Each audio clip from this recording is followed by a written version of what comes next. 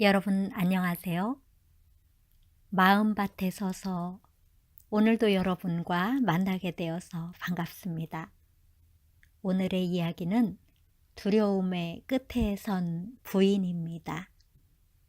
우리가 또 이 부인의 마음을 또 만나보고 또 우리 마음을 또 들여다보는 그런 시간을 갖도록 하겠습니다.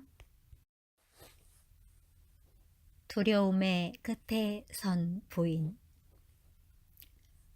사람들은 죄를 짓고 나서 내가 왜 이런 짓을 했지? 말도 안 되는 짓인데 하면서 후회한다. 자기가 죄를 짓고 난 뒤에 닥칠 일들을 전혀 생각해 보지 않고 대부분 죄를 범하는 경우가 많다. 지은 죄로 인해 어려움을 겪으면서도 자신이 지은 죄 때문에 그렇게 고통받는다고 뉘우치는 사람도 별로 많지 않다. 사람이 어떻게 사람을 죽일 수 있을까? 사람을 죽일 때 그 마음이 어땠을까?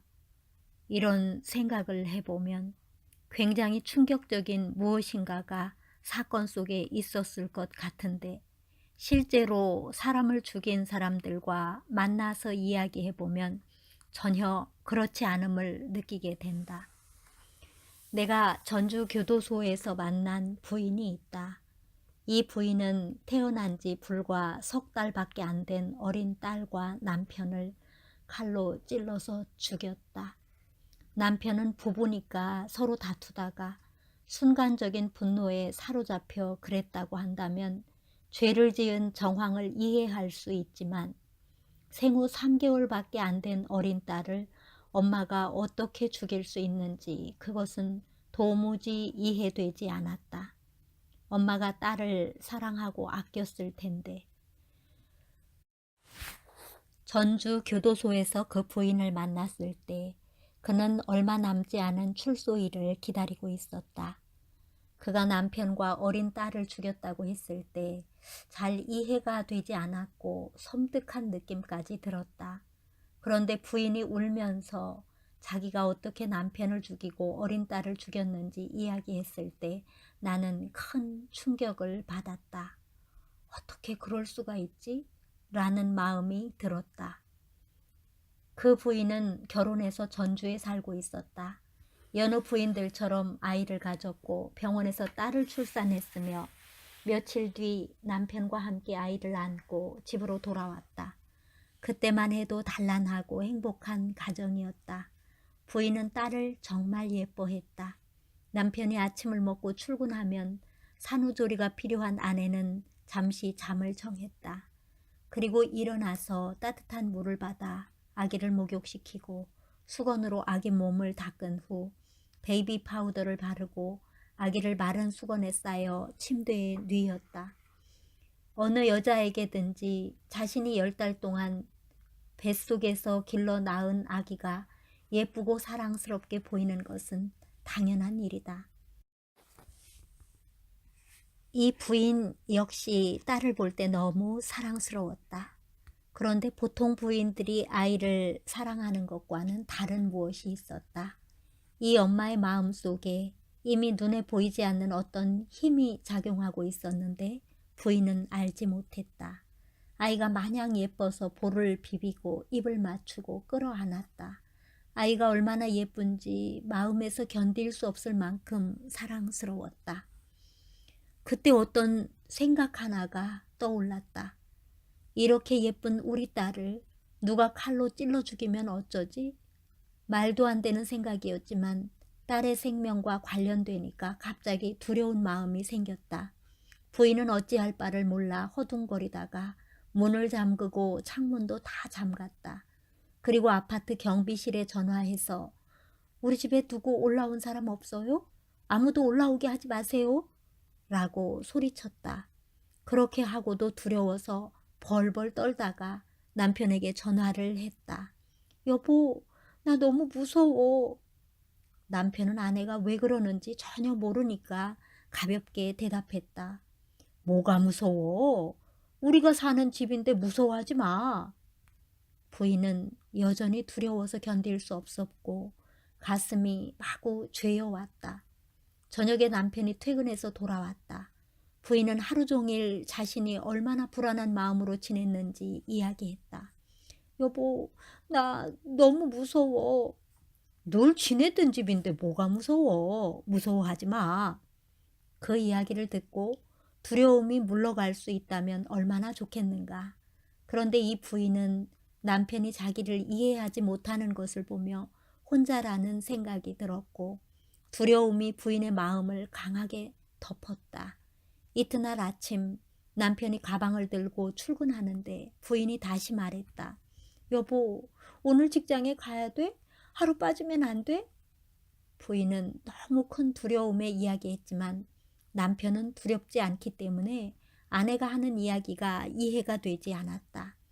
걱정하지 마. 무서워하지 마. 그리고 아기가 태어났으니까 돈을 많이 벌어야지. 그래야 우리 예쁜 아기를 잘 키우지. 내가 열심히 일해야 승진도 하니까 출근할게. 그렇게 말하고 남편은 문을 나섰다. 부인은 그런 남편이 너무 야속하고 밉고 싫었다. 남편이 출근하고 나면 누군가가 집에 들어와서 사랑스런 딸을 칼로 찔러서 죽일 것 같았다. 사실 누가 갓난아이를 칼로 찔러 죽이겠는가. 말도 안 되는 이야기지만 엄마에게는 아이가 죽는다는 것이 너무 심각한 문제니까 마음의 초점이 거기에만 쏠려 있었다. 이런 생각이 왜 일어나는 것인지 그 이유를 아는 사람은 거의 없다. 그래서 그냥 두려워하지 마, 염려하지 마 라고 한다. 하지만 이 부인에게는 마음에서 두려움을 제거할 방법이 없었다. 시간이 흘러가도 두려운 마음은 사라지지 않았다. 밤에도 누군가가 들어와서 아기를 해할 것 같아서 아기를 끌어안고 잤다. 밤에 자다가 몇 번씩 일어나서 누가 집에 들어온 흔적이 없는지 살피고 문은 잘 잠겨 있는지 확인했다. 객관적으로 볼 때 누군가가 아이를 죽일 것 같다는 생각은 매우 근거 없는 생각이다. 누가 갓난아이를 죽여? 부모에게 아주 특별한 원한을 가지고 있으면 모를까. 그런데도 이 부인은 그 속에 깊이 빠져들었다.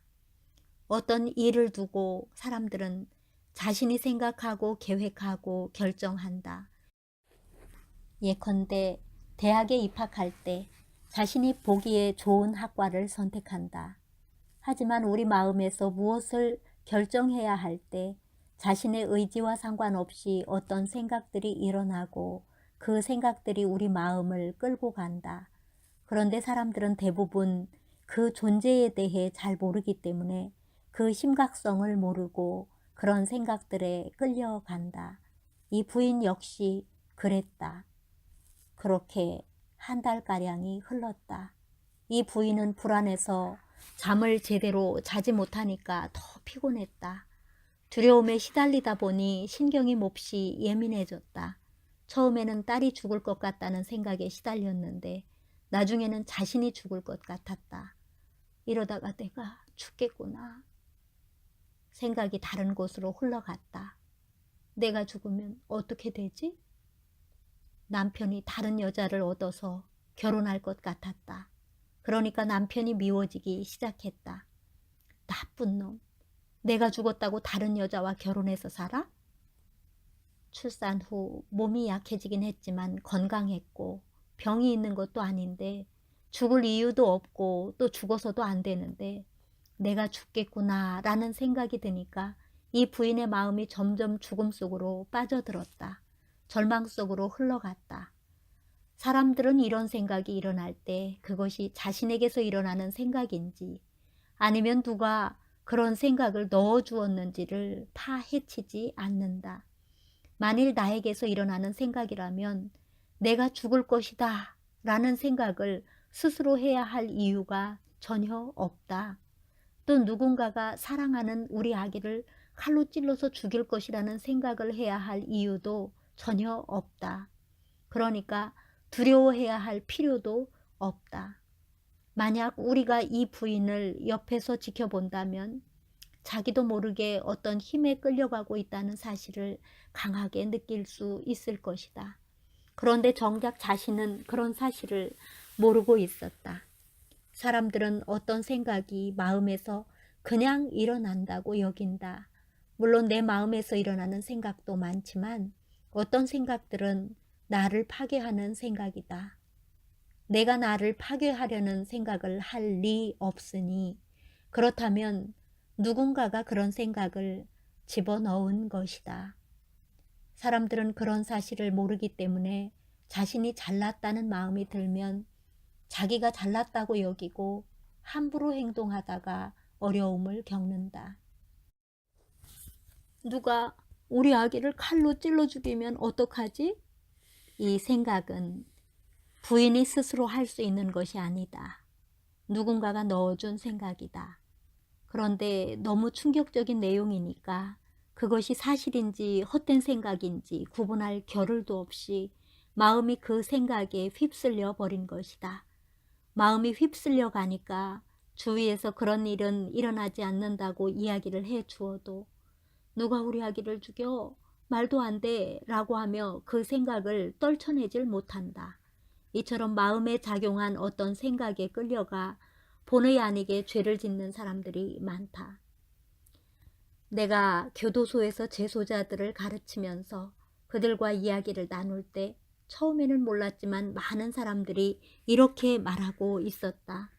목사님, 그때 저는 제정신이 아니었어요. 나는 그렇게 하려고 생각도 해본 적이 없었는데 뭐에 쓰여서 끌려간 것 같아요. 죄를 짓고 나서 내가 진짜 이런 일을 했나? 하고 저 자신도 믿어지지 않았어요. 어떤 생각이 우리 안에 들어와서 마음을 끌어가고 있는데 사람들 대부분은 그러한 사실을 모르고 그 생각에 끌려다닌다. 정말 안타까운 일이 아닐 수 없다. 이 부인의 마음에 어느 날 내가 죽겠구나 라는 생각이 다시 들었다. 생각할 줄 아는 사람이라면 왜 이런 생각이 들지? 라고 따져보았을 것이다. 내가 죽을 이유가 없는데 왜 죽겠다고 생각하지? 처음에 누군가가 자기 아기를 죽일 것 같다는 생각이 들었을 때에도 왜 이런 생각이 들지? 하고 따져보았다면 쉽게 처리할 수 있는 생각이었다. 어떤 사람이 가난 아이를 칼로 찔러서 죽이겠어. 말도 안 되는 소리야. 그렇게 해서 감옥에 가는 사람이 누가 있겠어. 우리가 특별히 원한 살리를 한 것도 아니고 또 사람을 죽이려는 마음은 갖기도 쉽지 않아. 이렇게 따져보았다면 자신이 엉뚱한 생각을 하고 있었다는 사실을 금방 알 수 있다. 하지만 이 부인은 자신의 마음에서 올라온 생각은 다 자기 생각이라고 여겼기에 그대로 받아들이고 말았다. 이러다가 내가 죽겠구나. 내가 죽으면 남편이 다른 여자를 아내로 얻겠지? 너무 분하고 억울했다. 갑자기 남편이 미워지기 시작했다. 내가 죽는다고 다른 여자를 얻어? 그 여자가 내가 앉던 소파에 앉고 내가 쓰던 주방에서 요리를 하고 내가 자던 침대에서 자겠지? 그렇게 생각하니까 더욱 분하고 억울했다. 더 큰 문제는 그 못된 여자가 자기 딸을 괴롭힐 것이라는 생각이 들었다. 자기가 아직 죽은 것도 아니고 실제 죽을 일도 없고 남편이 다른 여자를 얻은 것도 아니고 그 여자가 자기 딸을 괴롭힌 것도 아닌데 두려운 생각들이 마음에 들어와 거기에 끌려다니면서 그런 일이 실제 일어날 것처럼 고통을 당했다. 부인의 마음에 누가 우리 아기를 칼로 찔러 죽이면 어떡하지? 라는 생각이 처음에 들었고 다음에 이러다가 내가 죽겠구나 라는 생각이 들었고 이어서 내가 죽으면 남편이 다른 여자를 얻고 그 여자가 우리 예쁜 딸을 괄시하겠구나 라는 생각이 들었다. 그 상황까지 이어서 생각하면 너무 슬프고 억울했다.